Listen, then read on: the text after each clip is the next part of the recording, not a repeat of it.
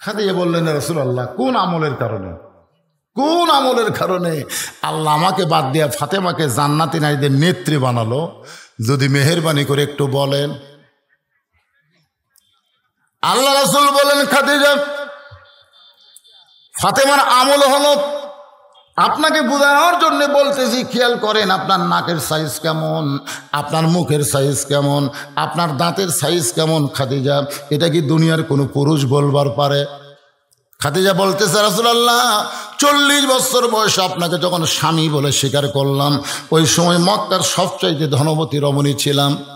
এই ধনবতী হওয়ার পেছনে কারণ হলো আমার অনেকগুলো ব্যবসা ছিল। এই ব্যবসার তদারকি করতে গিয়া হাজার হাজার পুরুষের সঙ্গে আমার লেনদেন হয়েছে। ওই পুরুষগুলো আমার নাকের সাইজ, মুখের সাইজ, গায়ের রং বলতে পারে। রাসূল বলে, খাদিজা রে, আপনি আমার বিবি হয়েছেন, এরপরও দুনিয়ার বহু পুরুষ মানুষ আপনাকে চেনে।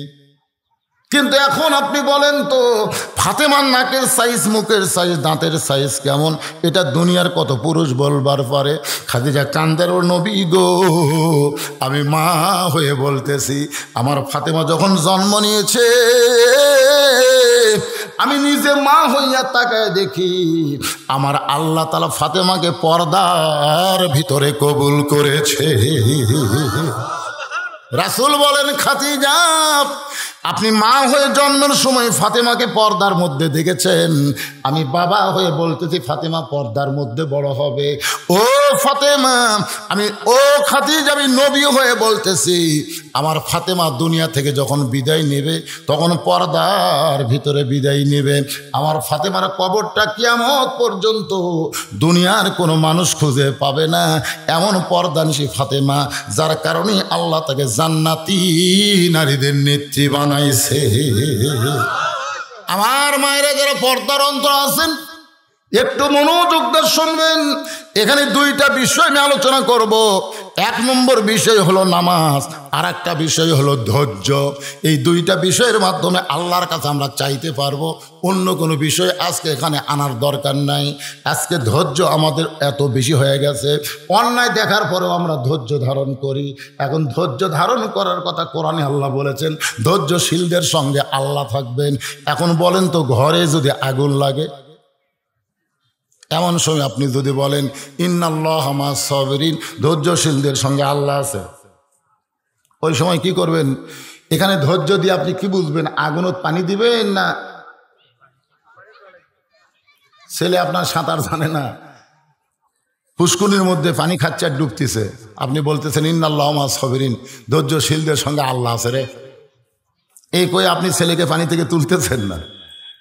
হ্যাঁ, এই ধৈর্যের ব্যাখ্যাটা আমি আপনাদের বুঝাবো ইনশাল্লাহ। মদিনাতে একদিন রাসূল ফাতেমার বাড়িতে গেছে।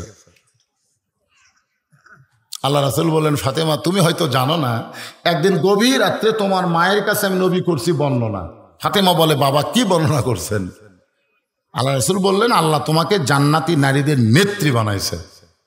এটা কিন্তু ফাতেমা জানে না, এটা জানতো খাদিজা। জোরে কোন, কে জানতো? খাদিজা মারা গেছে মক্কায়। খাদিজা মারা গেছে কোথায়? নবুয়তের 10ম বৎসরে। নবুয়তের যখন 10 বছর, তখন খাদিজা মক্কায় মারা গেছে। আর নবী মদিনায় গিয়ে ফাতেমা বলতেছে, তোমার মায়ের সঙ্গে গভীর রাত্রে আমার একটা গল্প হয়েছে। ফাতেমা বলে, বাবা, কি গল্প?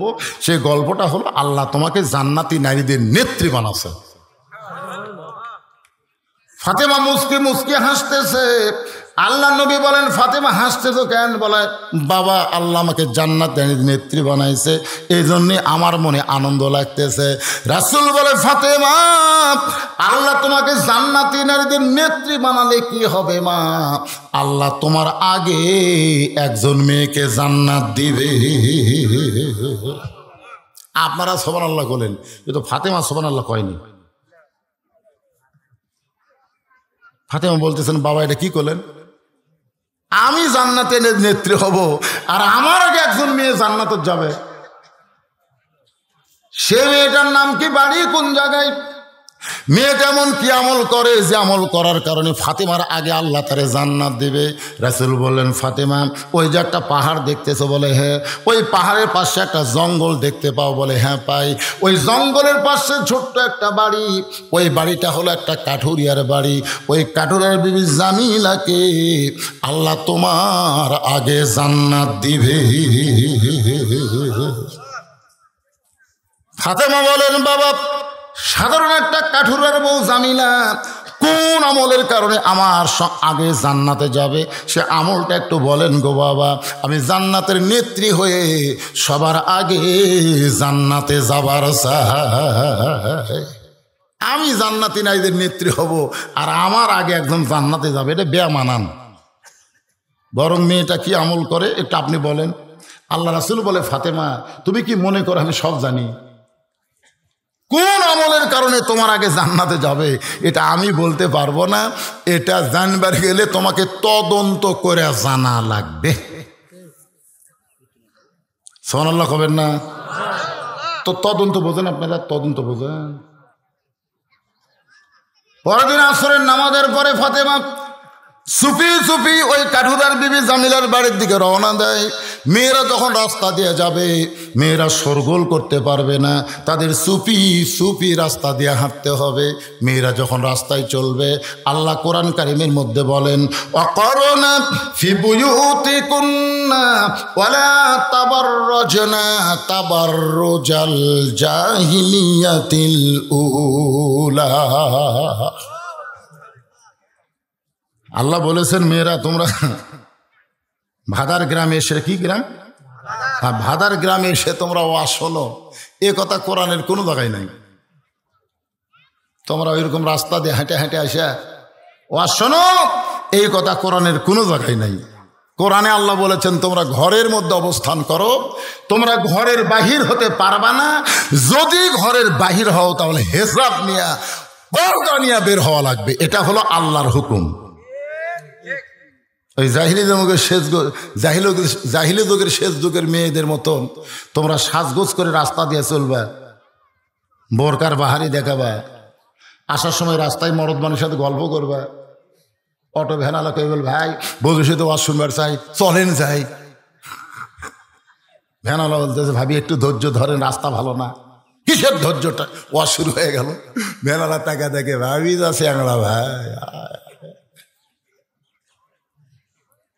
ওয়াজ শুনবার আইছে, তো কোনো লাভ নেই। একটা মেয়ে মানুষ সারা জীবন ওয়াজ শুনলে যে সব হবে, 1 মিনিট যদি বেপরদা হয়ে কথা বলে তার চাইতে বেশি পাপ হবে। আর মায়েদের জন্য বলতেছি, আমার সতর্ক হন। কারণ বর্তমান আমরা যে সন্তানগুলো পাইছি এরা সব ব্রাজিল আর্জেন্টিনার ভক্ত। ধরে কোন কথা ঠিক কিনা? কিন্তু আমরা ভবিষ্যৎ সন্তান চাই তারা ব্রাজিল আর্জেন্টিনার পতাকা টাঙ্গাবে না, এই বাংলার জমিনে তারা কলেমার পতাকা টাঙ্গাবে। ধরে কোন কথা ঠিক কিনা? একটা ছেলেও ভালো না, একটাও ভালো না। রাত 3টা পর্যন্ত আর্জেন্টিনার খেলা দেখে আর সালাত খায়ের নাম শোনার পরে ঘুমায় যায়। হাইরে যুবক চিন্তা করতেছে, হুজুর এখন জুয়ান মানুষ তো, এখন পড়বো না, বুড়া হলে নামাজ পড়বো। তোমার বুড়াকালে নামাজ আল্লাহর ঠেকাও পড়েনি, আল্লাহর ঠেকাও পড়েনি তোমার বুড়ার নামাজ নিয়ে। সরকারি চাকরি করতে গেলে যেমন বয়স লাগে, নামাজ পড়তে গেলে তেমন বয়স লাগে। ধরে কোন কথা ঠিক কিনা? বুড়া বয়সে যতই সার্টিফিকেট দেখান, সরকার বলবে তোর চোখের খবর কি? কাছে কাছে দূরে দেখতে পাই না। তোর হাতের খবর কি? কলম ধরলে খালি থরথর করে কাঁপে। তোর মাজার খবর কি? কয় চেয়ার ছাড়া তো বসবার পারি না। সরকার কয় সার্টিফিকেট ধুয়া খা। এই জন্য সরকারি চাকরি করতে যেমন বয়স লাগে, আল্লাহর নামাজ পড়তে গেলে তেমন বয়স লাগবে। 7 বছর থেকে নামাজের তালিম দিতে হবে। নিয়ত কি করে করবে, রুকু কি করে করবে, এরকম তালিম হবে 7 থেকে 10 পর্যন্ত। জোরে কোন কথা ঠিক কিনা? আর 10 বছর থেকে মারিয়া পিটিয়া নামাজ ধরান লাগবে। এই জুয়ানকালে ল্যাপের মধ্যে কম্বলের মধ্যে কুত্তে হয়ে ঘুম পাড়ছে, বাপ তাকে দেখে যে পাও নাই মাথাও নাই। 3টা পর্যন্ত খেলা ডেকা বেটা গেল ঘুম জায়গায়, কম্বল টানতে দেখে কম্বলের তলে ব্যাটার সাইজ আর সকালবেলা সাইড টিপে কুত্তের সাইজ, একই সাইজ, জিলেপি হয়ে গেছে, আগা মাথা বোঝা যাচ্ছে না। আল্লাহ হাসরের ময়দানে বলবেন, যুবকেরা শোনো, আল্লাহ বলবেন সর্বপ্রথম নামাজের হিসাব দেওয়া লাগবে। ধরে কোন কথা ঠিক কিনা? আল্লাহ বলবে তোমার শৈশবকালের, তোমার বুড়াকালের কোনো হিসাব আমি আল্লাহ নিব না, শুধু যৌবনের হিসাব দাও। যৌবনের হিসাব দিয়া তোমরা জান্নাতে চলে যাও। যুবকেরা যারা এসেছো বাজারে একটু মনোযোগ দিয়ে কতগুলো শুনতে হবে। সুফি সুফি ফাতেমা জামিলার ঘরের দরজায় সালাম দিয়ে বলে, জামিলা আমি নবীর মেয়ে ফাতেমা তোমার সঙ্গে একটু দেখা করবার চাই, মেহেরবানি করে একটু দরজা খুলে দাও। জামিলা দরজার ওপার থেকে ফোঁপায় ফোঁপায় কান্দে। ফাতেমা বলে, কান্দার কারণ কি? জামিলা বলতে, সারা জীবনের সাধনা জান্নাতি নারীর নেত্রী ফাতেমাকে আমি এক নজর দেখবার চাই। তো ফাতেমা বলতেছে, তাহলে কান্দার কারণ কি? দরজা খুললে আমার সঙ্গে তোমার দেখা হবে। জামিলা বলতেছে, এই দরজা খুলবো কেমনে? কারণ স্বামী আমার বাড়িতে নাই, আর স্বামীর হুকুম ছাড়া দরজা খোলা জামিলার জন্যে জায়েজ নাই। আমার স্বামী হলো কাঠুরিয়া, কাঠ বিক্রি করতে গেছে বাজারে। ওই স্বামী বাড়িতে না থাকলে আমি ফাতেমার জন্য দরজা খুলতে পারবো না। আজকের মতো আপনি ফেরত যান।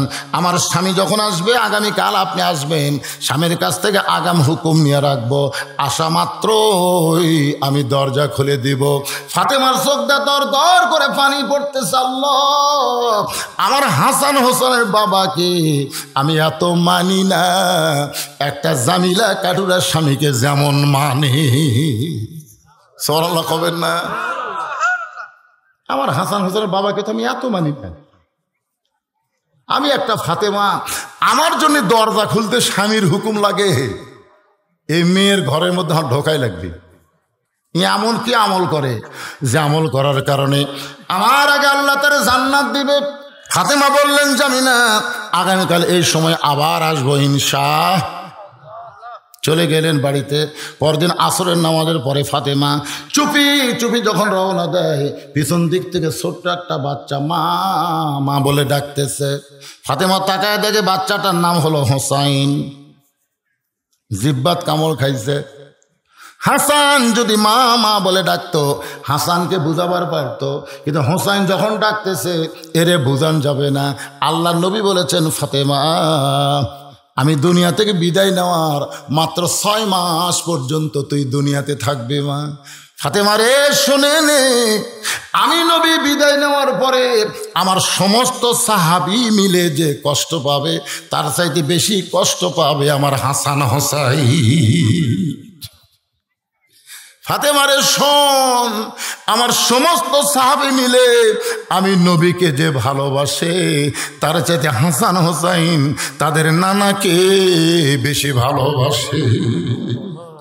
মা আমি দুনিয়া থেকে যাওয়ার 10টা বছর যদি তুই দুনিয়াতে থাকতে পারতি মা, তাহলে তুই হাসান হোসাইনকে আদর সোহাগ বেশি দিবার পারতি। কিন্তু আল্লাহর কি নির্মম পরিহাস, আমি নবী চলে যাবার 6 মাস পরে তোকে দুনিয়া ছাড়তে হবে মা। আমি একটা অনুরোধ করে গেলাম, আমি নবী যাওয়ার পর এই 6টা মাস হাসান হোসাইনকে এত আদর করবে মা, এরা যেন নানা বিদায় হয়েছে বুঝবার পারে না।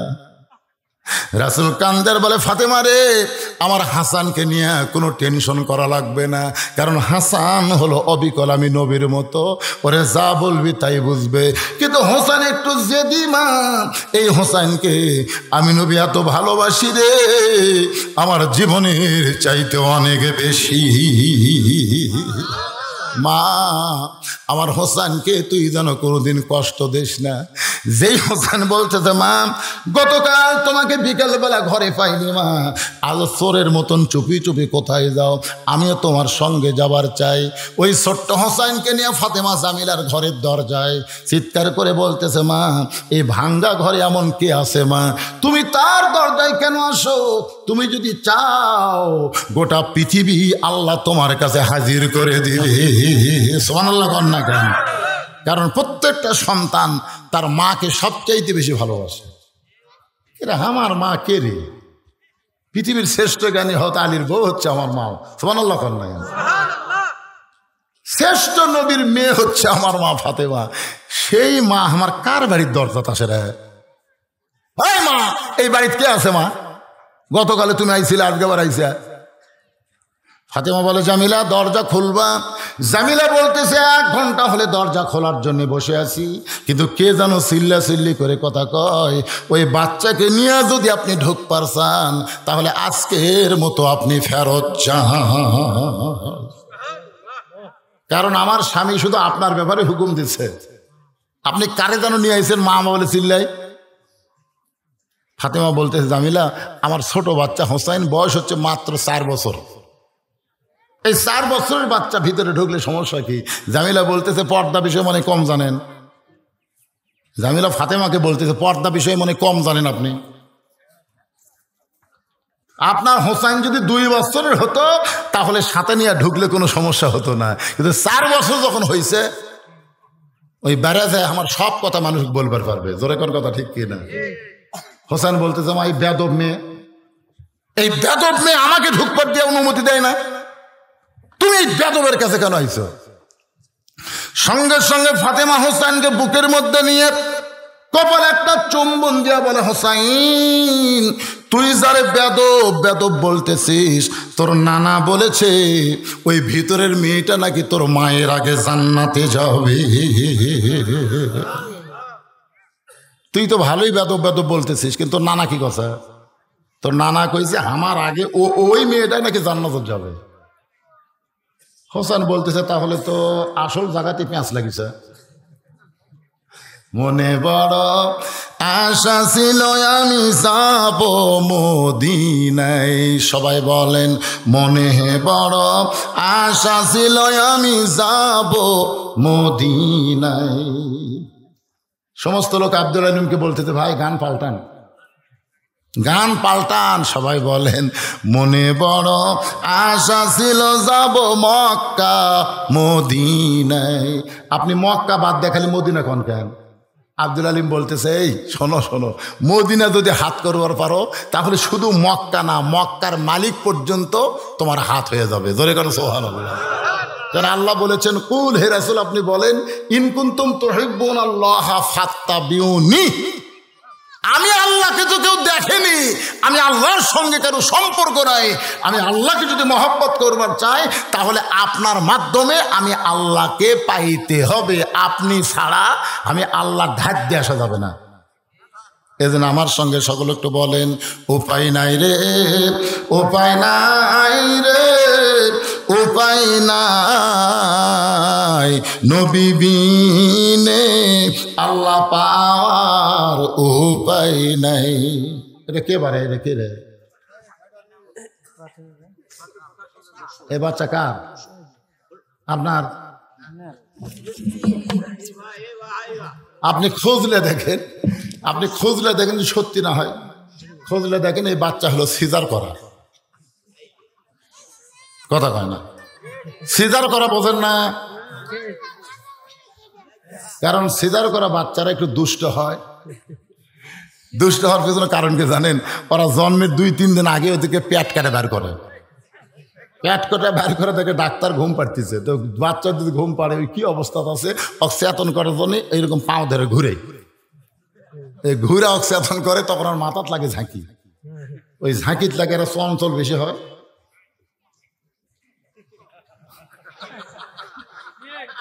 এখনকার অধিকাংশ বাচ্চারা দুষ্ট হওয়ার পিছনে একটাই কারণ, এরা হলো সিজার করা। যখন কি করা? কারণ জন্মের আগেই এরকম দুনিয়াতে নিয়ে আসে, জন্ম হবে আর 3 দিন পর নর্মালে হবে, কিন্তু ডাক্তারের কাছে গেছে টাকা কামায় ধান্দাত বলতেছে কাত হয়ে আছে বেকা হয়ে আছে, এটা তো ঠিক মতো বাড়াবি না, ঠেলার করা লাগবে। হাই রে টাকার লোভ ভাই, ডাক্তার তো ডাক্তার না এখন কষাই হয়ে গেছে। জোরে কোন কথা ঠিক কিনা? অথচ আপনার খোঁজলে দেখবেন একটা ডাক্তারের বউ সিজার করে না, একটা ডাক্তারের বউকে ডাক্তার সিজার করায় না, কারণ ডাক্তার জানে সিজার মায়ের জন্য মারাত্মক ক্ষতি, মারাত্মক ক্ষতি মায়ের জন্য। জানেন একটা ভালো মানুষের পেট কাটা বাচ্চা বার করে কি মনে করতেছেন? যে দিক দিয়ে বাচ্চা বার হবে সেটা আল্লাহ জানে কে জানে, কথা কথা জানে কে জানে না, সেই দিক দিয়ে বার করার চেষ্টা না করে অন্য দিক দিয়ে কাটিয়ে বার করতেছেন। তার মানে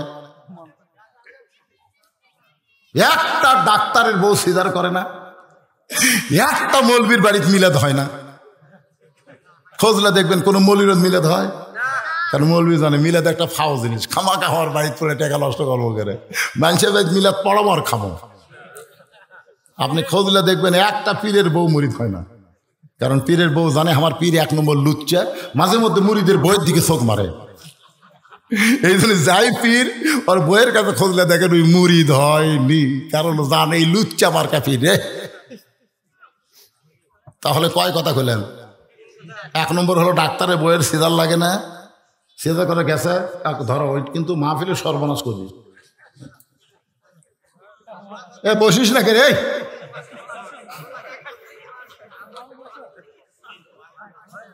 ভয় আছে ভয়, ওই আপনি ভয় দেখাবি। আমার 2টা লাইতি সিজার করা, একটা হাসান একটা হোসাইন, মাঝে আমাকে চোখ মারে। সুবহানাল্লাহ, কথা প্রসঙ্গে বললাম। আমার মায়েরা বোনেরা, অনেকদিন পর আপনাদের এলাকায় এসেছি, একটু মনোযোগ দিয়ে শোনেন। একটা মা যদি ভালো হয়, পেটের বাচ্চা আল্লাহর ওলি হবে। সে মায়ের ওয়াজ করার দরকার আছে না নাই?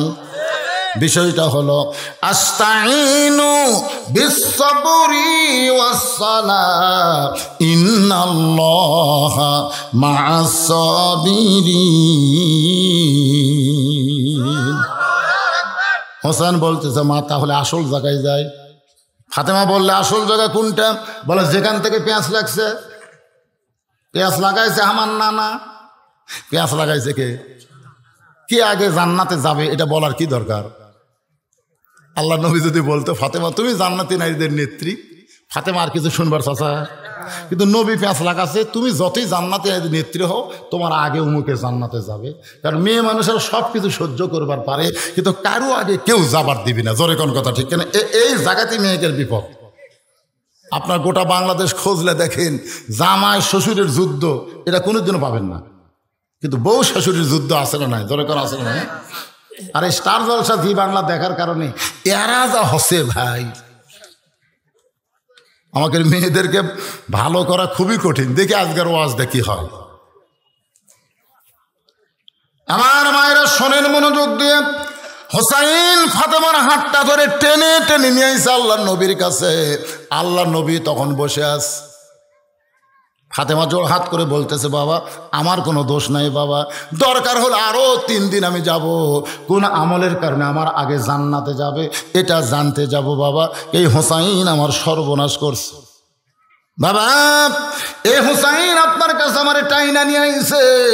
এবার ফাতেমার হাতটা ছাইড়া দিয়া হোসাইন দৌড়ে গিয়া আল্লাহ নবীর হাতটা ধরে বলে, না না, জন্মের আগে তুমি বাবা হারাইছো না না, 6 বছর বয়সে তোমার মা দুনিয়া থেকে বিদায় নিয়েছে।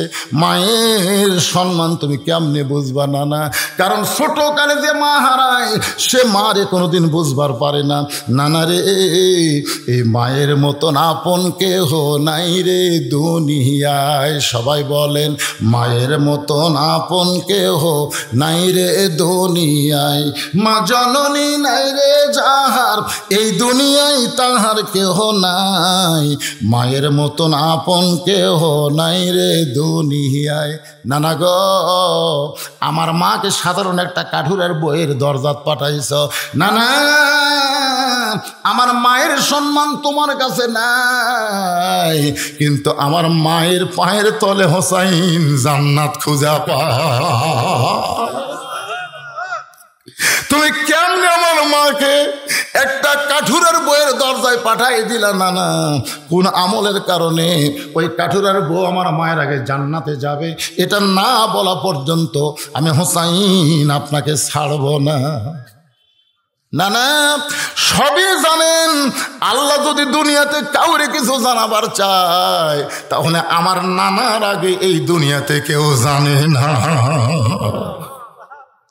আপনি সবই জানেন না না, জানার পরে আমার মাকে ওই কাঠুরের বইয়ের দরজায় কেন পাঠাইলেন না না? যতক্ষণ আপনি না বলবেন আমি হোসাইন আপনার হাত ছাড়ব না। সঙ্গে সঙ্গে নবী ডাক দেয়, আলী রে, আলী। আলী দৌড়ে এসে বলে, লব্বাইকা রাসূলুল্লাহ। হুজুর কি হয়েছে? বলে, হোসাইন আমার হাতটা যেইভাবে ধরছে রে, কোন আমলের কারণে ওই কাঠুরের বউ জামিলা ফাতেমার আগে জান্নাতে যাবে এটা না বলা পর্যন্ত আমার হাত ছাড়বে না। আলী বলতেছে, হোসাইন হাত ছাড়া দাও, নানার হাত ছাড়া দাও, বেয়াদবি করো না। হোসেন বলতেছে বাবা আপনি বলেন তো আমার মায়ের আগে কাঠুরের বউ কোনোদিন জান্নাতে যাবার পারে? এইটা আমার নানা কেমনে কইছে? নবী বলতেছে আলী রে আমি তোকে বলার হুকুম দিলাম, বল তুই বল। হোসাইন তো আমার হাত সহজে ছাড়বে না। আলী বলে হোসাইন তাহলে শোনো, কোন আমলের কারণে ওই সাধারণ কাঠুরের বউ জামিলা তোমার মায়ের আগে জান্নাতে যাবে? যদি জানবার চাও তাহলে ইন্নাল্লাহা মা'আস সাবিরিন, একটু ধৈর্য ধরো। চুপ করে ফাতেমা হোসেন বসে গেছে। এবার হযরত আলী বয়ান শুরু করেছে। ফাতেমা তোমার কি মনে আছে একদিন দুপুরবেলায় তুমি আমার কাছে এসে কাঁদতেছো? আমি বললাম বিবি কেন কান্দো? ফাতেমা বলে স্বামী আপনি জানেন না হাসান হোসাইন ক্ষুধার জ্বালায় কাঁদতে কাঁদতে ঘুমায় গেছে, চেতন পাইলি খাবার চাবে, কিন্তু গোটা বাড়ি লক্ষ্য করে দেখলাম এই বাড়িতে কোনো খাবার নাই। স্বামী গো আমিও জানি আপনার পকেটে পয়সা নাই, কিন্তু হাসান হোসেন ক্ষুধার জ্বালায় যখন কাঁদবে আমি মা কিন্তু সহ্য করতে পারবো না। এই জন্য আমার এই ওড়নাটা গোপনে আপনার কাছে নিয়ে আসলাম। এই ওড়নাটা বিক্রি করে যে টাকা হবে সেই টাকা দিয়ে বাজার থেকে একটু খাবার নিয়ে আসেন। আলী বলে ফাতেমা তোমার ওড়নাটা নিয়ে বাজারে গেলাম বিক্রি করব, কিন্তু ওড়নাটা ভয়ে পকেটের মধ্যে ঢুকায় রাখলাম। পকেট থেকে বের করে খরিদ্দারকে দিব, আর খরিদ্দার যদি বলে কার ওড়না, আমি যদি বলি আমার বউ ফাতেমার ওড়না, তাহলে খরিদ্দার মনে মনে চিন্তা করবে স্বামী যখন বইয়ের কিছু বেচা খায় ওই স্বামী তো দুর্বল হয়ে গেছে। আলী বলে ফাতেমা আমি জ্ঞানী হওয়ার কারণে তোমার ওড়না পকেটের মধ্যে নিয়ে বাজারে ঘুরতেছি, কার কাছে বিক্রি করব খরিদ্দার খুঁজে পাইলাম না। এমন সময় খরিদ্দার বলে আলী ভাই আপনি মনে হয় কিছু বিক্রি করবেন। আলী চমকে বলে আমি কি বিক্রি করব তুমি কেমনে জানো? আমি তাকায় দিকে খরিদ্দার একটা ব্যাগ আমার সামনে মেলে ধরলো। আমি পকেট থেকে ওড়না বের করে ব্যাগের মধ্যে দিলাম, সঙ্গে সঙ্গে খরিদ্দার আমাকে 6টা দিরহাম দিল। আমি 6টা দিরহাম নিয়ে বাজারে খাবার দোকানে গেলাম। দোকানদারকে বললাম ভাই এই 6টা দিরহামের যেই খাবার হবে তাড়াতাড়ি আমাকে প্যাকেট করে দাও। দোকানদার 6টা দিরহামের খাবার প্যাকেট করে যখন আমার হাতে দিবার চায়, এমন সময় এক ফকির আমার সামনে এসে বলে আলী রে আজকে 3 দিন হলে আমার বাড়িতে কোনো খাবার নাই, আলী যদি পারো আল্লাহর হস্তে আমাকে একটু দান করো। আমি আলী চমকে গেলাম, 6টা দিরহামের খাবার প্যাকেট হয়ে গেছে। এমন সময় ফকির আমার কাছে খাবার চাই, আমি কি দিব? আমার মন বলতেছে দেশ না, আর ইমান বলতেছে একটা দিরহাম দান করে দে। একটা দিরহাম যদি ফকিরকে দেশ, বাকি 5টা দিরহাম নিয়ে খাবার নিয়ে যাবি। আলী বলে ফাতেমা আমি 6টা দিরহাম থেকে একটা দিরহাম যখন ফকিরকে দিবার চাই, এমন সময় আল্লাহর কোরআন বলতেছে ওমা তুনফিকু মিন শাইইন ফি সাবিলিল্লাহি ওয়াফা ইলাইকুম ওয়া আনতুম লা তুযলামুন। আলী রে ফকিরকে যদি একটা দিরহাম দিস আল্লাহ তোকে 10টা দিরহাম ফেরত দেবে, ফকিরকে 2টা দিরহাম দিলে আল্লাহ তোকে 20টা দিরহাম দেবে। আলী রে ওই ফকিরকে যদি 6টা দিরহাম দাও আল্লাহ তোমাকে দুনিয়াতে 60 দিরহাম দিয়ে দিবে। আলী বলে ফাতেমা ও ফাতেমা আল্লাহর কোরআনের মধ্যে কোনো সন্দেহ, আল্লাহর কোরআনে কোনো ধোঁকা, আল্লাহর কোরআনে কোনো গোজামিল। আমি আল্লাহর কোরআনকে বিশ্বাস করে 6টা দিরহাম ফকিরকে দিয়ে দিলাম। ফকির হাসতে হাসতে যখন চলে গেল, এমন সময় দোকানদার বলে আলী ভাই খাবার টোপলা করলাম, সেই টোপলা কি আপনি নেবেন না? আলী বলতেছেন ইন্নাল্লাহা মা'আস সাবিরিন, ধৈর্যশীলদের সঙ্গে কে আছে? একটু ধৈর্য ধর, খাবার টোপলা নেবো না, খাবার বস্তা নেবো। তুই 2 বস্তা খাবার প্যাকেট কর। দোকানদার লওয়া উল্টা 6 দিরহামের টোপলা লিবার পারলো না, তাই এবার 2 বস্তা খাবার প্যাকেট করবার বলে। আলী বলতেছে কিছুক্ষণ পরে যেন 2 বস্তা খাবার নিবার পারি, একটু ধৈর্য ধর। দোকানদারকে ধৈর্য ধরার কথা বলে হযরত আলী বাজারের মধ্যে ঘুরতেছে। এমন সময় একজন মানুষ উট নিয়ে বাজারের দিকে আসতেছে। আলীর সালাম দে বলে আলী ভাই উটটা কি কিনবেন নাকি? আলী বলতেছে উট কেনার পয়সা তো আমার পকেটে নাই। উটওয়ালা বলতেছে বাকি কিনবেন, বিক্রি করে টাকা দেবেন, এটাও কি পারবেন না? 100 দিরহামে উটটা বাকি নেন, বিক্রি করে আমাকে টাকা দেবেন। আলী বলেন, ফাতেমা ওই উটওয়ালার কাছ থেকে 100 দিরহামি উটটা নিয়ে আমি বাজারের মধ্যে গেলাম বিক্রি করতে। চারিদিক থেকে খরিদ্দার এসে বলতেছে, আনা মাদিনাতুল ইলমি ওয়ালিউ বাবুহা। রাসূল বলেছেন, আমি হচ্ছে ইলমের শহর, আলী হচ্ছে সেই দরওয়াজা, সেই জ্ঞানের দরজা। আজকে উট বিক্রি করবার বাজার আইছে, দেখবার যদি চাও চলো যাই। সবাই হযরত আলীকে ঘিরে ধরেছে, উট কেউ কিনতে চায় না। সবাই বলে, হুজুর হয়ে কেন এই ব্যবসা শুরু করলেন? এমন সময় একজন খরিদ্দার বলে, আলী ভাই বাজার ভালো না রে, বাজার ভালো না। দুনিয়ার সবচাইতে উত্তম জায়গা হলো আল্লাহর ঘর, আর দুনিয়ার সবচাইতে খারাপ জায়গা হলো হাট বাজার। বাজার ভালো না ভাই, এই বাজারে আপনার মতন আলেমকে বেশিক্ষণ থাকা চলবে না, তাহলে উটটা নিবি কে? তখন বলতেছে, আমাকে দিবেন? আলী বলতেছেন, কত দাম দিবে? বলে 160 দিরহাম। যে বলছে 160 দিরহাম, সঙ্গে সঙ্গে হযরত আলী উটটা বিক্রি করে উটওয়ালাকে 100 দিরহাম ফেরত দিয়ে বাকি 60টা দিরহাম নিয়ে দোকানে গেছে। দোকানদার রাগ করে 2 বস্তা প্যাকেট করে বসে আছে। আলী বলে, দাম কত? দোকানদার কয় 60 দিরহাম। 60 দিরহামে 2 বস্তা খাবার 2 কান্দে নিয়ে আলী চলে গেলেন বাড়ির দরজায়। ফাতেমা, তোমার কি মনে আছে আমার 2 কান্দে 2টা বস্তা দেখার সঙ্গে সঙ্গেই তুমি দরজা বন্ধ করে দিলে? আলী সালাম দে বলে, ফাতেমারে দরজা খোলো। ফাতেমা বলে, অন্য বিক্রি করার টাকা দিয়া বড় জোর 1 টোপলা খাবার হতে পারে, 2 বস্তা কোথায় পালেন? যতক্ষণ না বলবেন দরজা খুলব না। সতী সাধবী নারী যারা স্বামীর কামাইয়ের প্রতি বিশ্বাস করে তারা, জোরে কোন ঠিক কিনা? প্রতিদিন ঘুষের টাকাতে মাছ আনে, গোস্ত আনে, বউ খালি সমানে দরজা খোলা কয়, এর চাইতে বড় ইলিশ মাছ পাওয়া যায় না, এর চাইতে বড় মাছ নাই। কেন? তোর স্বামী বেতন পায় 11,000, বাসা ভাড়া 12,000, তারপরে প্রতিদিন 1,000 টাকার বাজার করে, এই টাকা পায় কোথায়? মায়েরা শোন, মেয়ে মানুষ যদি ভালো হয়, পুরুষ মানুষ ভালো হতে বাধ্য হবে। জোরে কোন কথা ঠিক কিনা? বাধ্য। ফাতেমা দরজা খুলতেছে না, অন্য বিক্রি করে টাকা দিয়ে বড় জোরে 1 টোপলা খাবার হবে। 2 বস্তা খাবার কান্দেত করে নিয়ে আসলেন, খাবার পালেন কোথায়? আলী বলতেছে, ফাতেমা একটু দরজা খুলে দাও। ফাতেমা বলতেছে, আগে হিসাব দেন, আগে হিসাব দেন, তারপরে দরজা খুলবো। হাসান হোসেন না খায় আছে, ফাতেমা এরকম জেদ করো না, দরজা খুলে দাও। ফাতেমা বলতেছে, হালাল কামাই একটা খেজুর খাও, হারাম কামা দিয়া কর্মা পোলা খাইলে হবে না। এই দেহটা জান্নাতের জন্য তৈরি করা লাগবে স্বামী, জাহান্নামের জন্য কোনো মুমিন মুসলমান দেহ তৈরি করবে না। যে দেহের মধ্যে হারাম ঢুকছে, শোনেন, আমি আপনি যতই নামাজ পড়ি, এই দেহ জান্নাত যাবে না। দরকার না খেয়ে থাকেন, না খেয়ে থাকেন, কিন্তু হারাম খাওয়া এ কথা কন না কেন যাবে। আমি হাদিস শরীফের ব্যাখ্যা থেকে আশ্চর্য হয়ে গেলাম। আল্লাহ রাসূল বললেন, এমন একটা পাপ আছে যেই পাপ তওবা করলেও আল্লাহ মাফ করবি না। সব সাহাবী তো কান্দাকাটি তুলে দিছে, যেমন কোনো পাপ যেইটা তওবা করলেও আল্লাহ মাফ করবি না, এই পাপ কি রে? রাসূল বললেন, শিরক করলে সে যদি তওবা করে ইমানের পথে আসে, আল্লাহ মাফ করে দিবি। মানুষ খুন করলে, জিনা করলে, মদ খালে, যা কিছু পাপ করুক, যদি পাপ গোপন থাকে, সে তওবা করলে আল্লাহ গোপনে তাকে মাফ করে দিবে। ধরে কোন সুবহানাল্লাহ।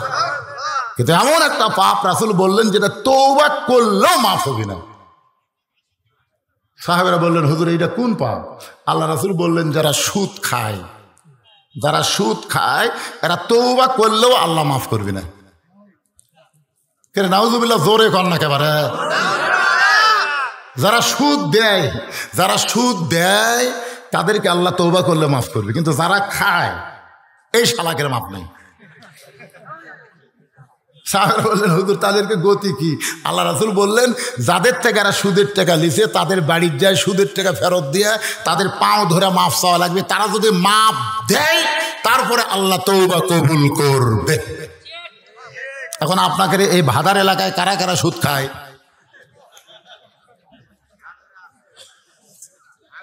না, যারা সুদ খান খামাখা নামাজ টামাজ পড়ে তার লাভ নাই। তারকে দান সাদকা করে কোনো লাভ নাই, কারণ তারকে তওবায় আল্লাহ কবুল করবি না। তারা একবারে ফি নারে জাহান্নামা, এরকে জান্নাত পাওয়ার কোনো সম্ভাবনা নাই যতক্ষণ পর্যন্ত সুদ যে টাকা লিছে এই টাকা ফেরত না দিবে। কথা কন না কেন? উলায় হিয়ালি মিয়ালি ইসলামের মধ্যে নাই, যতই কান্দে সুদ খাসু মাপ নাই। খারা খারা খাসে কচুর গাছের সাথে গলার দড়ি দেওয়া ছাড়া কে বুদ্ধি নাই, উপায় নাই তো, আসলে পারি না আমি করতে দেবো। উপায় একটাই আছে, যাদের কাছে সুদ লিছেন তারকে কয় টাকা লিছেন হিসাব করে করে তার হোক ফেরত দেন।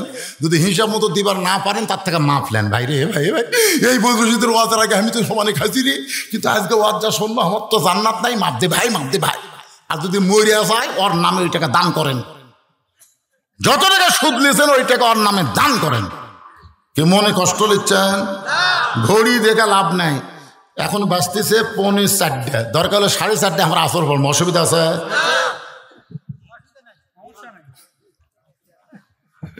এই দিনের বেলা ওয়াজ আসলে মুশকিল ভাই রে, কি ওয়াজের লাইনও না উঠতেই সময় শেষ। যখন ট্রেজে আইছি তখন 1:15, তাই না? 2:15 সময় শুরু করছি, এখন বাঁচতেছে 4:45, তার মানে কতক্ষণ হলো? 1.5 ঘন্টা ওয়াজ হলো। বিরক্ত হচ্ছেন? সুদের কথা শুনে মনে মন খারাপ হলো? মন খারাপ করে লাভ নাই বাজান, মন খারাপ করে লাভ নাই। এখনো হায়াত যখন আছে চেষ্টা করার দরকার আছে না নাই? জোরে কোন আছে না? কোন কথা বলতেছিলাম একটু মনোযোগ দেন। ফাতেমা বলে, স্বামী গো, অন্য বিক্রি করে টাকা দেয়া বড় জোর, 1 টোপলা খাবার হবে, এই 2 বস্তা খাবার কোথায় পাইলেন? যতক্ষণ না বলবেন ততক্ষণ দরজা খুলব। আলী বলতে তো হাসান হোসেন কিন্তু চেতন পাবে, চেতন পাইলেই যখন খাবার চাবে তখন করবা কি? ফাতেমা বলে, মরে যাবে আমার ইমান থাকা অবস্থায় আমার সন্তানকে বাড়তি খাওয়াবো না। আলী বলে, ফাতেমা রে, তুমি যখন দরজা খুললা না আমার মধ্যে এমন জেদ হলো, আর রিজালু কাওয়ামুনা আলান নিসা, পুরুষেরা থাকবে নারীদের উপরে। আমি 2 বস্তা কান্দে নিয়ে চলে আসলাম নবীর কাছে। আল্লাহ নবী দৌড়ে এসে আমার 2 কান থেকে 2টা বস্তা নামায় নিল। আমি বললাম, নবী গো, কত ভালো, আপনি দৌড়ে এসে আমার কাঁধ থেকে 2 বস্তা নামায় নিলেন, কিন্তু আপনার কলিজার টুকরা ফাতেমা দরজা খুলল না। হুজুর, আপনার মেয়ে ফাতেমা দরজা খুলল না। রাসূল বলে, আলী রে, ফাতেমা যদি দরজা খুলতো তুমি কি আমার কাছে আসতে? আলী বলে, না হুজুর, আপনার কাছে আসতাম না। আল্লাহ রাসূল বলে, আলী, ফাতেমা দরজা খুললে তুমি কেমনে জানতে কোন খরিদ্দার তোমার কাছ থেকে অন্না কিনেছে? তুমি কি বলতে পারবে আলী কে তোমার কাছে ভিক্ষা চাইলো? আলী রে, তুমি কি জানো কে তোমার কাছে উট বিক্রি করলো? আলী, তুমি কি বলতে পারবা কোন খরিদ্দার এসে তোমার কাছ থেকে উট কিনলো? আলী বলতেছে, ইয়া রাসূলুল্লাহ, আমি তো কিছুই জানি না। আল্লাহ নবী বলে, আলী, তুমি জানো না বলে ফাতেমা দরজা খোলে নাই, আমার কাছে পাঠাইছে আমি এইগুলা তোমাকে জানাবার চাই। লিল্লাহি তাকবীর।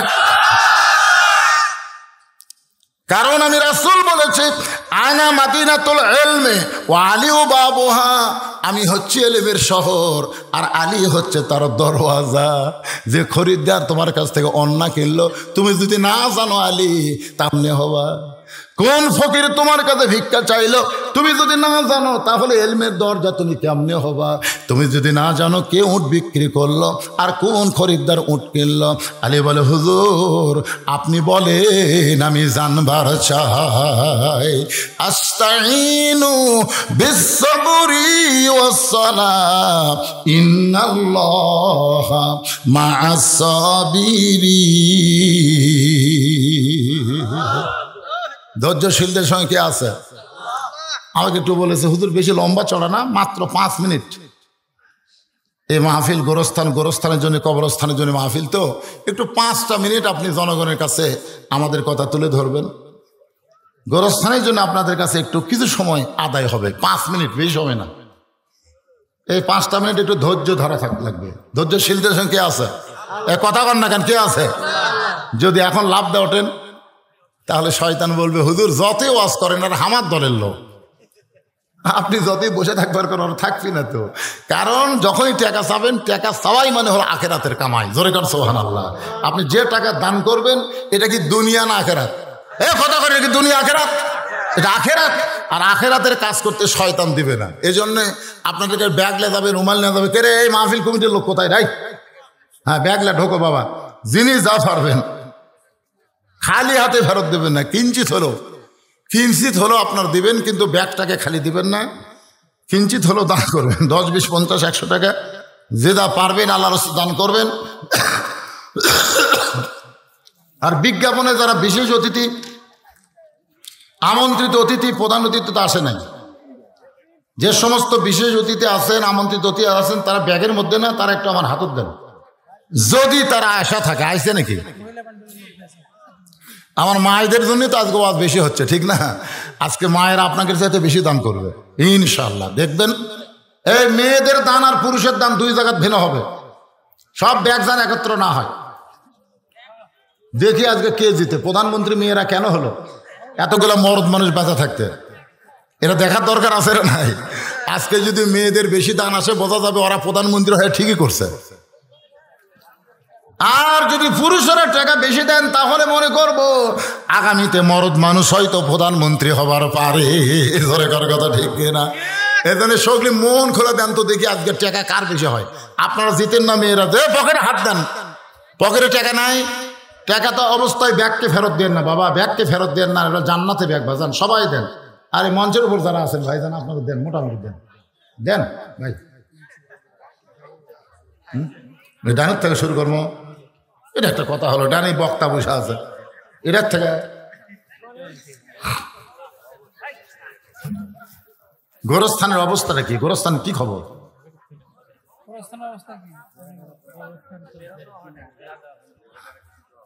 বেড়াটা দেন, খালি ফাঁকা জায়গাত গোরস্থান করে। যে বাড়িতে আপনি থাকতে পারবেন না কোনো গ্যারান্টি নাই, যে কোনো সময় বাড়ি থেকে বের হওয়া লাগবে। আর গোরস্থানে কমপক্ষে 50,000 বছর আপনার থাকা লাগবে। সে গোরস্থানে কুত্তা ঢুকুক, শিয়াল ঢুকুক, আমরা চাই একটা প্রাচীর দরকার নেই ভাই। প্রাচীর থাকবে, গেট থাকবে গোরস্থানে। এই জন্য প্রাচীর নির্মাণ, গোরস্থানের গেট নির্মাণের জন্য আল্লাহর রাস্তায় আপনার একটু মোটামুটি দেন। আলহামদুলিল্লাহ। কে শুয়ে আছে? আপনার শ্বশুর। আহারে, শ্বশুরের কথা মনে করে বড় পুকুরে থেকে মজনু 500 টাকা দান করেছে, আল্লাহ তার দান কবুল করেন। কত আছে এখানে? লিল্লাহে তাকবীর।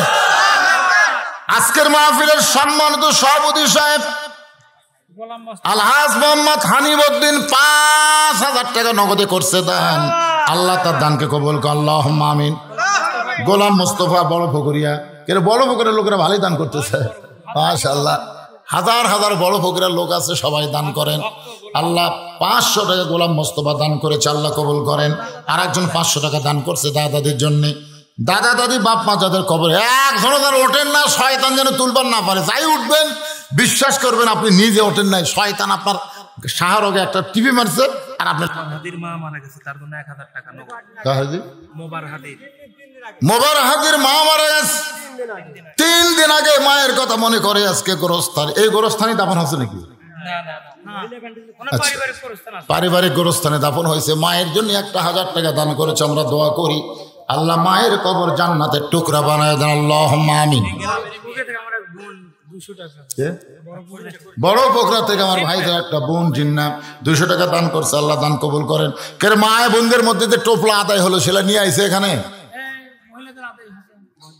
হচ্ছে এখানকার গুলাগুটি এই জায়গায় সামনে থনতে পারে, সামনে থনতে টোপলাটা সামনে থন একা দেখবার চালাম আর লিয়া গেছে আগেই রে।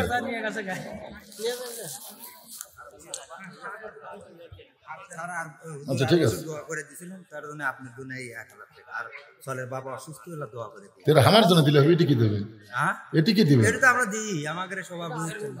আচ্ছা ঠিক আছে, আমি গত বছর দোয়া করে দিয়েছিলাম মাসে, গত বছর না, করোনার আগে হবে। 10 বছর আগে। জি জি। কি নাম রাখছে? নাম হচ্ছে রাম শরীফ। আচ্ছা ঠিক আছে, আল্লাহ হায়াতে তাইবা দান করুক, সকলে বলে আল্লাহুম্মা আমিন, জোরে বলে আল্লাহুম্মা আমিন। আসেন এখন আলোচনা শুরু করবো। আদায় যা হয়েছে হয়েছে, আবার রাতে মাহফিল হবে, আদায় হবে ইনশাল্লাহ, ইনশাল্লাহ। একটু জিকির করে যারা দাঁড়াইছেন বসেন, সবাই বসেন, কেউ যায়নি, সবাই বসে আছে। লা ইলাহা ইল্লাল্লাহ, লা ইলাহা ইল্লাল্লাহ, লা ইলাহা ইল্লাল্লাহ, লা ইলাহা ইল্লাল্লাহ, লা ইলাহা, লা ইলাহা ইল্লাল্লাহ মুহাম্মাদুর রাসূলুল্লাহ।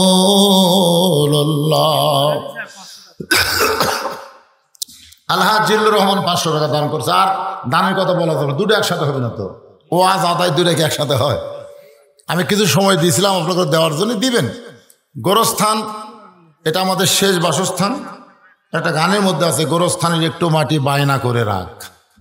আর একটা গজলের মধ্যে আছে, কিন্তু যেদিন ডাক পড়িবে, সবাই বলেন, কিন্তু যেদিন ডাক পড়িবে কবর মাঝে যাইতে, জোগাড় কিছু করছো বন্ধু তার মাঝে বিছাইতে। সবাই বলেন, ডানে কবর বামে কবর, নিচে কবর আছে যে, ওপর দিকে চাইয়া দেখো বাঁশের ছাউনি দিছে কে। সবাই বলেন, এমন আযাব দিবে রে ভাই, এমন আযাব দিবে রে ভাই কবরের ওই মাটিতে, গলা ফেটে রক্ত ঝরবে চিৎকারের ওই চোটেতে। দুনিয়াতে কষ্ট হলে মা মা বলে ডাক দিলে মা দৌড়ে আসে, বাবা ডাক দিলে বাবা দৌড়ে আসে। অন্ধকার কবরে যদি আমার আযাব দেয়, কেউ নাই রে কবরে, কেউ নাই আমার আল্লাহ ছাড়া। ওই আল্লাহর সঙ্গে সম্পর্ক করে আমাদেরকে কবরের ঘরে যাইতে হবে। আল্লাহ বলেছেন, বান্দা কোনো চিন্তা করিস না রে, কোনো চিন্তা করিস না। কবরে যদি নামাজ নিয়ে আসতে পারিস, মুনকির নাকির যখন প্রশ্ন করবে মান রব্বুকা, তোর রবকে, তখন যিনি শুয়ে আছে যাকে প্রশ্ন করেছে সে কিন্তু কথাই বলবে না। নামাজ তার পক্ষ থেকে বলবে, রে মুনকির নাকির, কাকে রব সম্পর্কে প্রশ্ন করতেছ? নামাজের নিয়ত করার পরে আলহামদুলিল্লাহ রব্বিল আলামিন বলে রবকে স্বীকার করেছে। রুকুতে গিয়া সুবহান রব্বিল আযীম যে ব্যক্তি বলেছে, সে জায়গায় রব্বিল আলা বলে রবের স্বীকার করেছে। রে মুনকির নাকির, তাকে রব সম্পর্কে কেন প্রশ্ন করলে? আল্লাহকে ডাক দেয়া বলে ফেরেশতা আল্লাহকে বলে, মাবুদ তোমার বান্দাকে রব সম্পর্কে প্রশ্ন করলে নামাজ যে হারে খেপে গেল। আল্লাহ বলে, যার নামাজ কবরে নিয়ে আইছে তার রবের উত্তর নামাজের মাধ্যমে হয়ে গেছে। 2 নম্বর প্রশ্ন করবে, আমার দিনুকা, তোমার দিন কি, তোমার ধর্ম কি? কেবলমাত্র মুসলমান তারাই উত্তর দিবার পারবে। যে দিন ইসলামের জন্যে জেলে গেছে, দিন ইসলামের জন্যে, দিন কায়েমের জন্য রিমান্ডে নিছে, ফাঁসির মঞ্চে চলে গেছে, ইসলামে আন্দোলন করার কারণে বাড়িতে থাকতে পারে নাই, চোর ডাকাতকে পুলিশ খোঁজে না, আল্লাহর দল যারা করে তাদেরকে খোঁজে। জোরে কোন কথা ঠিক না? ইসলামে আন্দোলন বলবে, রে মুনকির নাকির, যেই ব্যক্তি দিনকে গালেব করার জন্যে, বাংলার জমিনে দিনকে প্রসার করার জন্য এত কাজ করলো, কষ্ট করলো, তাকে আবার দিন সম্পর্কে কেন প্রশ্ন করতেছিস? মুনকির নাকির বলে, আল্লাহ দিন সম্পর্কে প্রশ্ন করলে ইসলামী আন্দোলন যে খেপে খেপছে আল্লাহ। আল্লাহ বলে, বান্দারে মুনকির নাকির শোন, যে বান্দা ইসলামী আন্দোলন করে, কোরআনের দল করে কবরের মধ্যে আইছে, তার 2 নম্বর প্রশ্নর উত্তর হয়ে গেছে। যখন প্রশ্ন করবে অমান নবীকে, তোমার নবীকে, নবী দূর থেকে দৌড়ে এসে বলবে রে মুনকির নাকির, কাকে নবী সম্পর্কে প্রশ্ন করতেছ? আমার টুপি আমার দাড়ি সুন্নত রাখার কারণে বাংলার জমিনে তাকে জঙ্গি জিএমডি বলেছে। তেলতেলা প্যান্ট শার্টওয়ালাকে র্যাব বাহিনী কোনোদিন চেক করেনি রে। আমার টুপিওয়ালা জুব্বাওয়ালাকে, আমার দাড়িওয়ালাকে বাংলার জমিনে চেক করেছে। মুনকির নাকির, আমাকে নবী বলে স্বীকার আগে আমার এই দাড়িওয়ালা টুপিওয়ালা উম্মতকে আমি উম্মাত বলে স্বীকার করে নিলাম। আল্লাহর বান্দারা, গোরস্থানের মাহফিল ভাই, কবরের পথেও জোগাড় করে আমরা যেন কবরে যাওয়ার পারি, আল্লাহ সেই তৌফিক যেন আমাদেরকে দান করে দেয়। তোরে কারণ আমিন। রাসূল বলেন, আলী রে, যেই খরিদ্দার তোমার কাছ থেকে ওন্না কিনেছে ওইটা দুনিয়ার কোনো মানুষ না রে, আল্লাহ একজন ফেরেশতাকে মানুষ করে পাঠায় দিয়েছে। যারে ফেরেশতা যা আমার পর্দা নিচে ফাতেমার ওন্না দুনিয়ার কোনো মানুষ কিনতে পারবে না, আমি আল্লাহ তাআলা কিনে জান্নাতের মধ্যে রাইখা দিব। নবী বলেন, আলী ওই ফাতেমার ওন্নাটা এখন জান্নাতের মধ্যে আল্লাহ রাইখা দিছে। আলী রে, যেই ফকির তোর কাছে ভিক্ষা চাইছে ওটা ফকির নয় রে আলী, ওইটা হলো ফেরেশতা।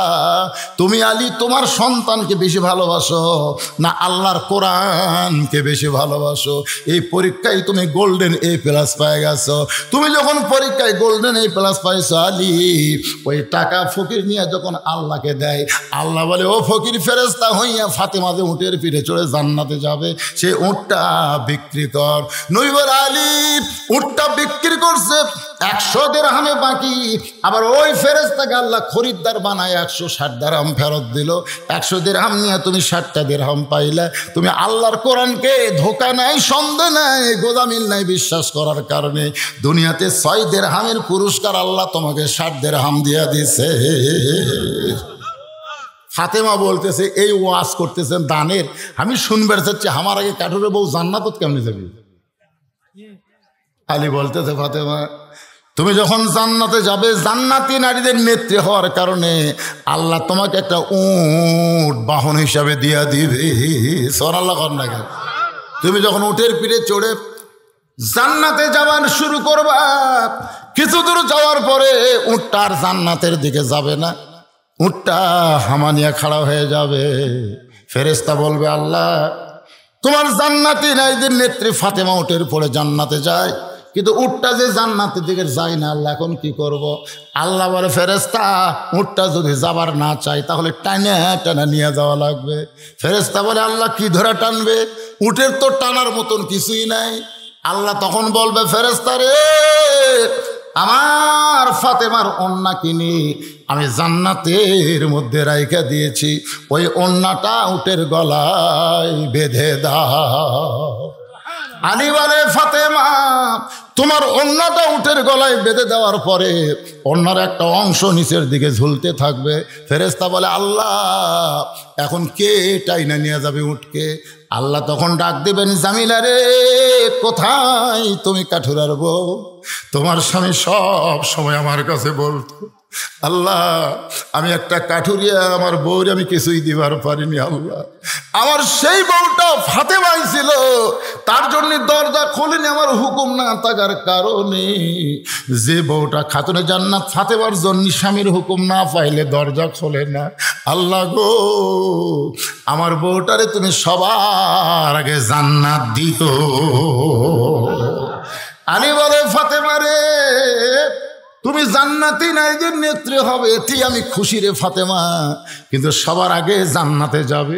এই দোয়া আমি স্বামী হইয়া কোনোদিন করিনি, কিন্তু জামিলার স্বামী দোয়া করার কারণে, বইয়ের ব্যাপারে স্বামী দোয়া করলে আল্লাহ ফেরত দেয় না, আল্লাহ কবুল করার কারণে জামিলাকে বলবে, কোথায় রে, যা যা উটের নিচে ফাতেমার ওন্না যে ঝুলতেছে, ওই ওন্নাটা টেনে টেনে আমার ফাতেমাকে জান্নাতে নিয়ে যা।